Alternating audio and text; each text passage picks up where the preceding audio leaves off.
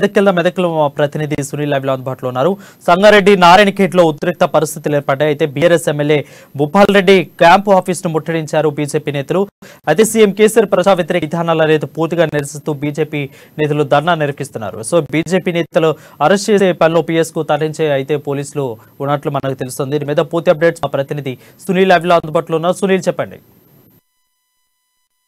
సంగారెడ్డి జిల్లా నారాయణఖేడ్ పట్టణంలో తీవ్ర ఉద్రిక్త పరిస్థితి నెలకొందని చెప్పవచ్చు. అయితే స్థానికంగా BRS party MLA Maha Reddy Bhupal Reddy camp కార్యాలయాన్ని బీజేపీ కార్యకర్తల నాయకులు పెద్ద ఎత్తున చేరుకొని కార్యాలయం ముట్టడి కార్యక్రమానికి శ్రీకారం చుట్టడంతో పోలీసులు ఒక్కసారిగా క్యాంప్ కార్యాలయం వద్దకు చేరున్నారు. ఈ నేపథ్యంలో పోలీసులు బీజేపీ కార్యకర్తల నాయకుల మధ్య తోపులాట వాగ్వాదం జరిగింది. ఈ నేపథ్యంలో పోలీసులు మాజీ ఎమ్మెల్యే విజయపాల్ రెడ్డి సహా బీజేపీ అధికార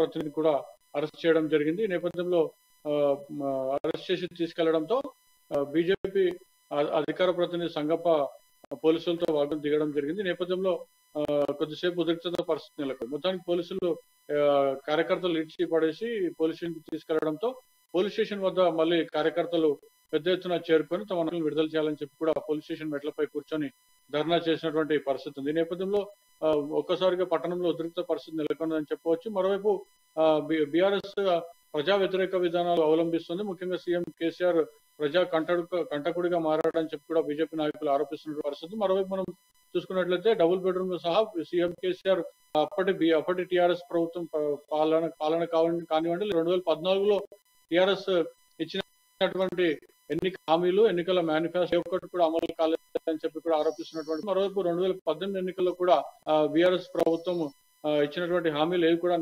నెరవేర్చలేదు.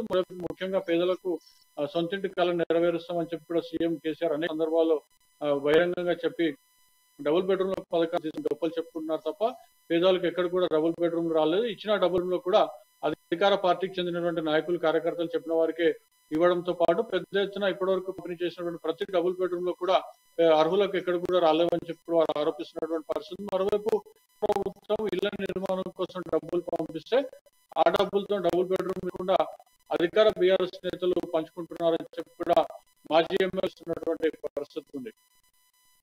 రైట్ సునీల్, ఎక్కువగా చూసుకున్న లిస్ట్ ని ఖరారు చేసిన తర్వాత ఈ ఎమ్మెల్యేల బీఆర్ఎస్ ఎమ్మెల్యేల ఇల్లు కార్యాలయం ముట్టలైతే బీజేపీ నేతలు అయితే చేస్తున్న ప్రస్తుత పరిస్థితి కనిపిస్తుంది. ఒక రకంగా చూసుకున్నట్లయితే అంటే లిస్ట్ విడుదల చేసిన తర్వాత చేస్తున్నారు కాబట్టి ఎన్నికల్లో భాగంగా స్టెంట్ గా అనుకోవచ్చా?